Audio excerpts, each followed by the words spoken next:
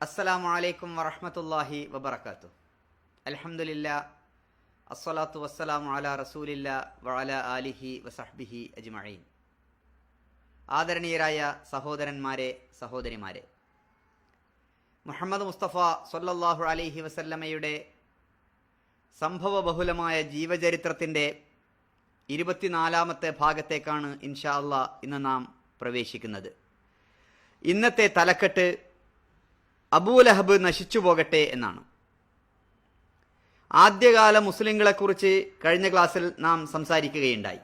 ആദ്യമായി ഇസ്ലാം സ്വീകരിച്ചത് ഖദീജ ബിൻത്ത് ഖുവൈലിദ് റളിയല്ലാഹു അൻഹയാണ്. രണ്ടാമതായി ഇസ്ലാം സ്വീകരിച്ചതായി എണ്ണുന്നത് വറഖത്ത് ഇബ്നു നൗഫലാണ്. മൂന്നാമത് ആരാണ് ഇസ്ലാം സ്വീകരിച്ചത് എന്ന കാര്യത്തിൽ ചരിത്രകാരന്മാർക്കിടയിൽ തർക്കമുണ്ട്. ഈ തർക്കം പരിഹരിക്കാൻ വേണ്ടി അവർ കണ്ടെത്തിയ ഒരു മാർഗമുണ്ട്. ആദ്യമായി ഇസ്ലാം സ്വീകരിച്ച ബാലൻ അലി ഇബ്നു അബി ത്വാലിബാണെന്നും ആദ്യമായി ഇസ്ലാം സ്വീകരിച്ച പുരുഷൻ അബൂബക്കർ സിദ്ദീഖ് റളിയല്ലാഹു അൻഹു ആണെന്നും ആദ്യമായി ഇസ്ലാം സ്വീകരിച്ച അടിമ സെയ്ദ് ബിൻ ഹാരിസയാണെന്നും പറയുന്നു. അപ്പോൾ ആരാണ്, അബൂബക്കറാണോ അലിയാണോ സെയ്ദാണോ ആദ്യം ഇസ്ലാം സ്വീകരിച്ചത് എന്ന ഈ മൂന്നാമതായി അഥവാ തേർഡ് റാങ്ക് ആർക്കാണ് എന്നുള്ള കാര്യത്തിലുള്ള തർക്കം അങ്ങനെയാണ് ചില ചരിത്രകാരന്മാർ പരിഹരിക്കുന്നത്. നുബുവത്തിൻ്റെ തുടക്കത്തിൽ നബി സല്ലല്ലാഹു അലൈഹി വസല്ലം ആദ്യത്തെ 3 വർഷം സ്വകാര്യമായിട്ടായിരുന്നു തൻ്റെ പ്രബോധന പ്രവർത്തനങ്ങൾ നടത്തിയിരുന്നത്. പരസ്യമായി ആളുകളെ അഭിസംബോധന ചെയ്തുകൊണ്ട് ഇസ്ലാമിൻ്റെ കാര്യം നബി സല്ലല്ലാഹു അലൈഹി വസല്ലം പറഞ്ഞിട്ടുണ്ടായിരുന്നില്ല.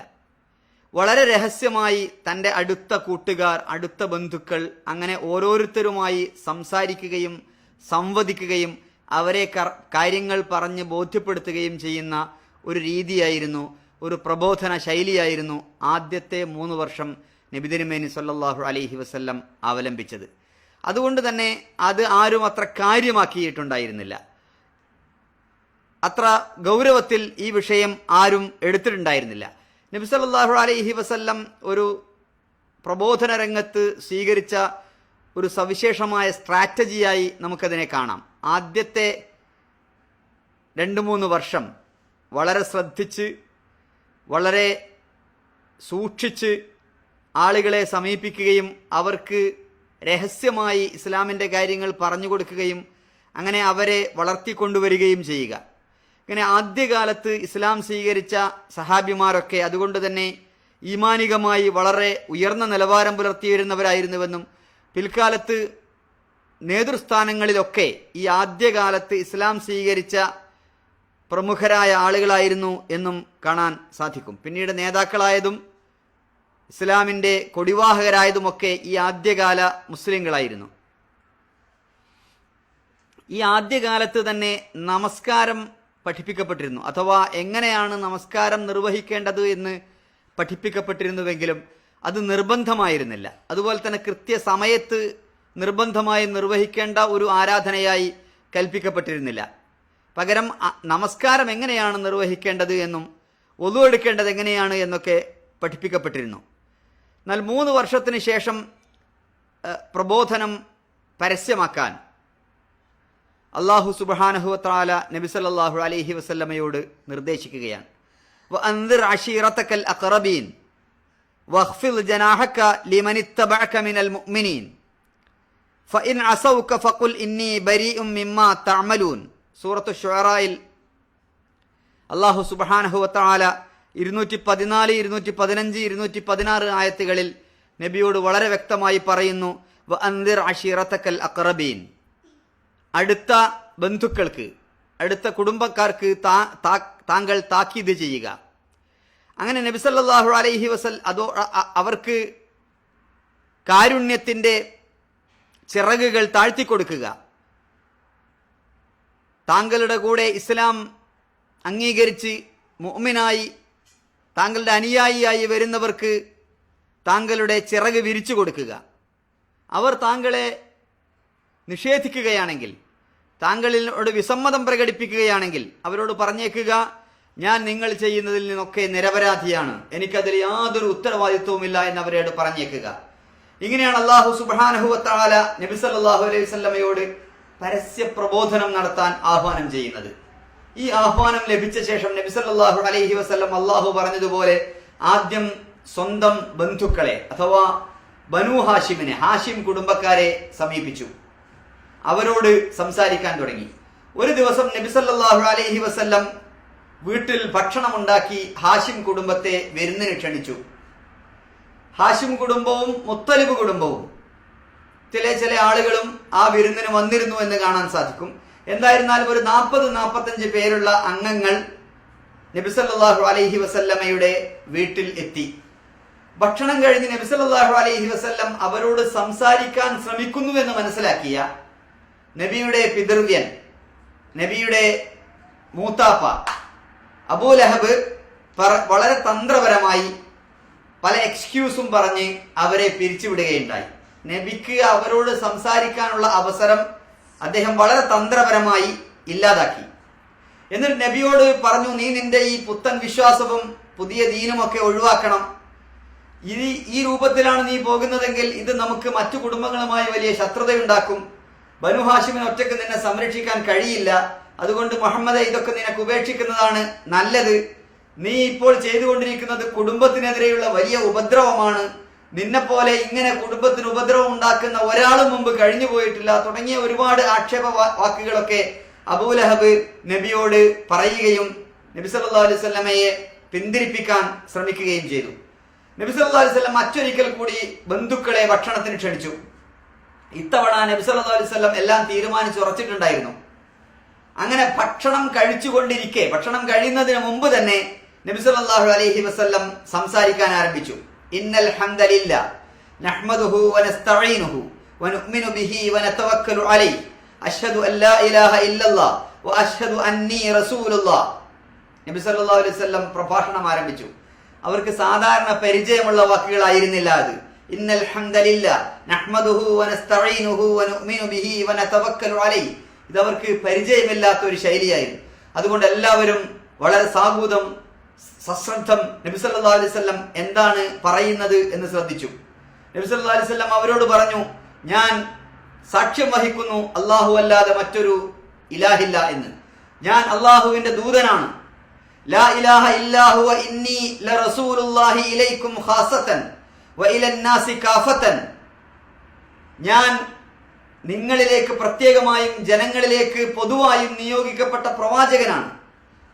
വല്ലാഹി ലതമൂതുന്ന കമാ തനാമൂൻ വലതുബഅതുന്ന കമാ തസ്തൈഖിലൂൻ വലതുഹാസബുന്ന ബിമാ തഅമലൂൻ വലതുജ്സൗന ബിൽ ഇഹ്സാനി ഇഹ്സാന വബിസ്സൂഇ സൂഅ വഇന്നഹാ ലജന്നത്തുൻ അബദ വലനാറുൻ അബദ. നബി സല്ലല്ലാഹു അലൈഹി വസല്ലം അവരോട് പറഞ്ഞു, അല്ലാഹു അല്ലാതെ മറ്റൊരു ആരാധ്യനില്ല. കീഴ്പ്പെടാൻ യോഗ്യനായ, അംഗീകരിക്കാൻ യോഗ്യനായ മറ്റൊരു ശക്തി അല്ലാഹു അല്ലാതെ ഇല്ല തന്നെ. ഞാൻ നിങ്ങളിലേക്ക് സവിശേഷമായി നിയോഗിക്കപ്പെട്ട ദൂതനാണ്. അല്ലാഹു തന്നെ സത്യം. നിങ്ങളെല്ലാം ഉറങ്ങുന്നത് പോലെ മരിക്കും, ഉണരുന്നത് പോലെ പുനർജനിക്കുകയും ചെയ്യും. ഉറക്കവും ഉണർച്ചയും ഒക്കെ നിങ്ങൾക്കറിയാമല്ലോ. ഇത് നിങ്ങൾക്ക് സംഭവിക്കാൻ പോകുന്നതാണ്. എല്ലാവരും ഇതുപോലെ ഉറങ്ങുന്നത് പോലെ മരിക്കും, നിങ്ങൾ ഉണരുന്നത് പോലെ പുനർജനിക്കുകയും ചെയ്യും. അവിടെ വെച്ച് നിങ്ങളുടെ പ്രവർത്തനങ്ങൾ വിലയിരുത്തപ്പെടും, വിചാരണ ചെയ്യപ്പെടും. ഒന്നുകിൽ നിങ്ങൾക്ക് ശാശ്വതമായ സ്വർഗം ലഭിക്കും, അല്ലെങ്കിൽ നിങ്ങൾക്ക് ശാശ്വതമായ നരകം ലഭിക്കും. ഇതായിരുന്നു നബി സല്ലല്ലാഹു അലൈഹി വസല്ലം അവിടെ അവരുടെ മുമ്പിൽ അവതരിപ്പിച്ചത്.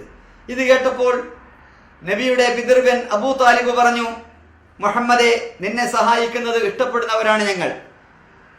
നിന്റെ വാക്കും നിന്റെ ഉപദേശവും ഒക്കെ കേൾക്കാൻ ഞങ്ങൾക്ക് ഇഷ്ടമുണ്ട്. ഞങ്ങൾ അതിനു വേണ്ടി തന്നെയാണ് എത്തിയത്. ഇവരെല്ലാവരും നിന്റെ പിതൃവ്യന്മാരും പിതൃവ്യപുത്രന്മാരും ബന്ധുക്കളുമാണ്. ഞാനും ഇവരുടെ കൂട്ടത്തിൽ ഒരുവനാണ്. പക്ഷെ ഇവരെക്കാളൊക്കെ നിന്നോട് സ്നേഹവും താല്പര്യവുമുള്ള ആളാണ് ഞാൻ. അതുകൊണ്ട് നിനക്കെന്താണോ കൽപ്പിക്കപ്പെട്ടിരിക്കുന്നത് അതുമായി നിനക്ക് മുന്നോട്ട് പോകാം. അള്ളാഹുവാണ് സത്യം. ഞാൻ നിന്നെ സംരക്ഷിക്കുകയും നിനക്ക് വേണ്ടി പ്രതിരോധിക്കുകയും ഒക്കെ ചെയ്യും.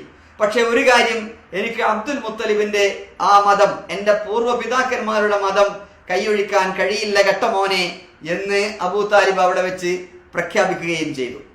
ഇത് കേട്ടപ്പോൾ അബൂ ലഹബ് വീണ്ടും എഴുന്നേറ്റ് നിന്നുകൊണ്ട് പറഞ്ഞു, അള്ളാഹുവാണ് സത്യം. ഇത് വല്ലാത്തൊരു നാശം തന്നെയാണ്. ഇവന്റെ കൈ പിടിച്ച് നമ്മൾ ഇപ്പോൾ തന്നെ കെട്ടണം. മറ്റാരെങ്കിലും ഇവന്റെ കൈ പിടിച്ച് കെട്ടുന്നതിന് മുമ്പ് നമുക്ക് തന്നെ ഇവന്റെ കൈ പിടിച്ച് കെട്ടുകയാണ് നല്ലത് എന്ന് പറഞ്ഞപ്പോൾ വീണ്ടും അബൂ താലിബ് അവർക്കിടയിൽ വളരെ മാന്യനും ഖുറൈശികളിലെ നേതാവുമാണ്.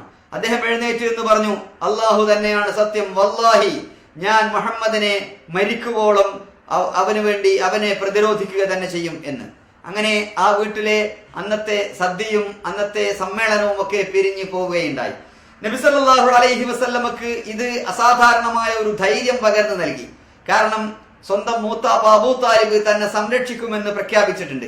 തന്റെ മതത്തിൽ അദ്ദേഹം വിശ്വസിച്ചിട്ടില്ലെങ്കിലും തന്നെ അംഗീകരിക്കുകയും തന്നെ സംരക്ഷിക്കുകയും ചെയ്യും എന്ന് പറഞ്ഞിട്ടുണ്ട്. അതുകൊണ്ട് തന്നെ പിറ്റേന്ന് രാവിലെ നബി സല്ലല്ലാഹു അലൈഹി വസല്ലം സഫാ മലയുടെ നെറുകയിൽ കയറിക്കൊണ്ട് വിളിച്ചു പറഞ്ഞു. അന്നത്തെ അറബികളുടെ ഒരു പ്രകൃതം, എന്തെങ്കിലും ഒരു പ്രധാനപ്പെട്ട കാര്യം ജനങ്ങളെ അറിയിക്കാനുണ്ടെങ്കിൽ സഫാ മലയിൽ കയറി തുണി അഴിച്ചിട്ട് വിളിച്ചു പറയുക എന്നതായിരുന്നു അവരുടെ രീതി. നബി സല്ലല്ലാഹു അലൈഹി വസല്ലം ആ രീതി ഉപയോഗപ്പെടുത്തി. പക്ഷേ നബി തുണി എടുത്തുകൊണ്ട് ആ ജനങ്ങൾക്ക് സന്ദേശം എത്തിക്കാൻ അവരുപയോഗിച്ചിരുന്ന മാർഗം ഒന്ന് നന്നാക്കി ഉപയോഗപ്പെടുത്തി. നബി വസ്ത്രമൊക്കെ ധരിച്ച് പിറ്റേന്ന് സഫാ മലയുടെ മുകളിൽ കയറി യാ സബാഹ വാ സബാഹ, ഓടി വരൂ, ഒരു കാര്യം പറയാനുണ്ട് എന്ന രൂപത്തിൽ വലിയ ഉച്ചത്തിൽ നബി സല്ലല്ലാഹു അലൈഹി വസല്ലം വളരെ ഉച്ചത്തിൽ നബി സല്ലല്ലാഹു അലൈഹി വസല്ലം പ്രഖ്യാപിച്ചു, ആളുകളെ വിളിച്ചു. എന്നിട്ട് വളരെ നാടകീയമായ ആളുകൾ എല്ലാവരും ഓടിക്കൂടി. മിക്കവാറും കഅബയുടെ ചുറ്റുമാണ് ഖുറൈശികളൊക്കെ താമസിച്ചിരുന്നത്. ഒരാള് സൊഫ എന്ന് പറയുന്നത് ഇന്ന് നമ്മൾ പോയാൽ കാണുന്ന സൊഫയല്ല. അന്ന് സൊഫ വളരെ ഉയരത്തിലുള്ള ഒരു കുന്നായിരുന്നു, മലയായിരുന്നു. അവിടെ നിന്ന് ഒരാൾ ഉച്ചത്തിൽ വിളിച്ചു പറഞ്ഞാൽ അവിടെ താമസിക്കുന്ന എല്ലാ ആളുകൾക്കും കേൾക്കാവുന്ന രൂപത്തിലായിരുന്നു. കഅബയുടെ ചുറ്റുമായിരുന്നു ഈ ആളുകൾ, ഈ ഖുറൈശികൾ മുഴുവൻ താമസിച്ചിരുന്നത്. അതുകൊണ്ട് ഖുറൈശികളിലെ എല്ലാ ഗോത്രങ്ങളും ആരാണ് വിളിച്ചു പറയുന്നത്? ആളുകൾ പറഞ്ഞു, മുഹമ്മദ് ബിൻ അബ്ദുള്ളയാണല്ലോ, ഓക്കെ, എന്തോ കാര്യമായി മുഹമ്മദിന് പറയാനുണ്ട്, നമുക്ക് പോയി നോക്കാം എന്ന് എല്ലാ ഗോത്രത്തിലെ ആളുകളും അവിടെ എത്തുകയും അവിടെ വരാൻ സാധിക്കാത്ത ആളുകൾ അവരുടെ ഭൃത്യന്മാരെയും അവരുടെ പ്രതിനിധികളെയും അങ്ങോട്ട് പറഞ്ഞയക്കുകയും ചെയ്തതായി കാണാം. അങ്ങനെ ആളുകളൊക്കെ എത്തിയപ്പോൾ നബി സല്ലല്ലാഹു അലൈഹി വസല്ലം വളരെ നാടകീയമായ ഒരു ചോദ്യം അവരോട് ചോദിക്കുന്നുണ്ട്. ലൗ അഖ്ബർതുകും അന്ന ഖൈലൻ ബിൽ വാദി തുരീദു അൻ തുഗീറ അലൈക്കും അകുൻതും മുസദ്ദിഖിയ, ഈ മലയുടെ പിന്നിൽ നിങ്ങളെ ആക്രമിക്കാൻ വേണ്ടി ഒരു പട്ടാളം, ഒരു കുതിരപ്പട്ടാളം വന്നിട്ടുണ്ട് എന്ന് ഞാൻ പറഞ്ഞാൽ നിങ്ങൾ എന്നെ വിശ്വസിക്കുമോ? എന്റെ പ്രിയപ്പെട്ട നാട്ടുകാരെ, കുടുംബക്കാരെ. അവർ പറഞ്ഞു, ഖാലൂ നഅം മാ ജറബ്നാ അലൈക ഇല്ലാ സിദ്ഖ, മുഹമ്മദേ ഞങ്ങളത് പൂർണ്ണമായും വിശ്വസിക്കും. കാരണം നീ ഇതുവരെ ഒരു കള്ളവും പറഞ്ഞതായി ഞങ്ങൾക്ക് പരിചയമില്ല, ഞങ്ങൾക്ക് നിന്നിൽ നിന്ന് ഇതുവരെ ഒരു കള്ളവും പരിചയമില്ല, അതുകൊണ്ട് ഞങ്ങളത് പൂർണ്ണമായും വിശ്വസിക്കും. അപ്പോൾ നബി സല്ലല്ലാഹു അലൈഹി വസല്ലം പറഞ്ഞു, ഖാല ഫഇന്നി നദീറുൻ ലക്കും ബൈന യദയ്യ അദാബുൻ ശദീദ്, അങ്ങനെയാണെങ്കിൽ ഞാനിതാ നിങ്ങളോട് വലിയ ഒരു ശിക്ഷയെക്കുറിച്ച് താക്കീത് ചെയ്യുന്നു. ഖുറൈശ് സമൂഹമേ, നിങ്ങൾ നിങ്ങളെ നരകത്തിൽ നിന്ന് കാക്കണം. ബനു കഅബ, ബനു ഖുസാ, അങ്ങനെ ഓരോ ഗോത്രത്തിന്റെയും ഓരോ ഖുറൈശ് ഗോത്രത്തിലെ ഉപഗോത്രങ്ങളെയൊക്കെ നബി സല്ലല്ലാഹു അലൈഹി വസല്ലം വിളിച്ചുകൊണ്ട്, അബ്ദുമനാഫിന്റെ മക്കളെ, ഇങ്ങനെ ഓരോരുത്തരെയും വിളിച്ചുകൊണ്ട് നബി പറഞ്ഞു, നിങ്ങളെ നിങ്ങൾ നരകത്തിൽ നിന്ന് രക്ഷിക്കണം. മുഹമ്മദിന്റെ പുത്രി ഫാത്തിമ, നീ നിന്റെ ശരീരത്തെ നരകത്തിൽ രക്ഷിക്കണം. അള്ളാഹുവാണ് സത്യം, നിങ്ങൾക്ക് വേണ്ടി എന്തെങ്കിലും ഒരു പ്രത്യേകമായി കാര്യങ്ങൾ ചെയ്യാൻ എനിക്ക് കഴിയുകയില്ല എന്ന് റസൂലുള്ളാഹി സ്വല്ലല്ലാഹു അലൈഹി വസല്ലം പറയുകയും, ഞാൻ അള്ളാഹുവിന്റെ ദൂതനാണ്, പരലോകം വരാനുണ്ട്, അവിടെ നരകവും സ്വർഗവുമുണ്ട്, നന്മ ചെയ്തവർക്ക് സ്വർഗവും തിന്മ ചെയ്തവർക്ക് നരകവും ലഭിക്കും, അതുകൊണ്ട് ആ പരലോകത്തെ നിങ്ങൾ അംഗീകരിക്കണം എന്നൊക്കെ നബി സല്ലല്ലാഹു അലൈഹി വസല്ലം പറഞ്ഞപ്പോൾ ഏറ്റവും അധികം അരിശം തോന്നി അട്ടഹസിച്ചത് നബി സല്ലല്ലാഹു അലൈഹി വസല്ലമയുടെ പിതൃവ്യനായിരുന്ന അബൂലഹബ് ആയിരുന്നു. അബൂലഹബ് പറഞ്ഞു, തബ്ബല്ലക സായിറൽ യൗം, ഇന്ന് മുഴുവൻ നിനക്ക് നാശം. അലിഹാദ ജമഅതന, ഇതിനു വേണ്ടിയാണോ മുഹമ്മദ് നീ ഞങ്ങളെ ഈ നേരം വെളുക്കുമ്പോൾ വിളിച്ചു വരുത്തിയത്? ഈ വളരെ നിസ്സാരപ്പെട്ട ഒരു കാര്യം പറയാനാണോ നീ ഞങ്ങളെ വിളിച്ചു വരുത്തിയത്? എല്ലാവരും അങ്ങനെ അബൂലഹബിന്റെ ഈ വാക്കോടുകൂടി പിറുപിറുത്തുകൊണ്ട് പിരിഞ്ഞു പോവുകയായിരുന്നു. അഥവാ ആ കൂടിയ മൊത്തം സമൂഹത്തെ പിരിച്ചുവിടുകയായിരുന്നു അബൂലഹബിന്റെ ഈ വാക്കോടുകൂടി. ഈ പശ്ചാത്തലത്തിലാണ് സൂറത്തുൽ മസദ് അല്ലെങ്കിൽ സൂറത്തുൽ ലഹബ് ഇറങ്ങുന്നത്.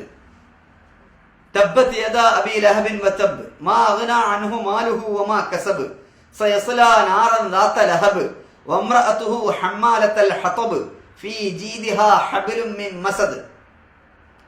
അല്ലാഹു സുബ്ഹാനഹു വ തആല അബൂലഹബിനെയും അബൂലഹബിന്റെ ഭാര്യയെയും വിമർശിച്ചുകൊണ്ടും ശപിച്ചുകൊണ്ടും ആയത്തിറക്കുകയാണ്. കാരണം നബി സല്ലല്ലാഹു അലൈഹി വസല്ലമയെ ഇങ്ങനെ ഉപദ്രവിക്കുകയും നബിയുടെ പ്രബോധന പ്രവർത്തനങ്ങളൊക്കെ തടസ്സപ്പെടുത്തുകയും ചെയ്യുന്നതിൽ മുൻപന്തിയിലുണ്ടായിരുന്ന ആളുകളായിരുന്നു അബൂലഹബും അബൂലഹബിന്റെ ഭാര്യ ഉമ്മു ജമീലും.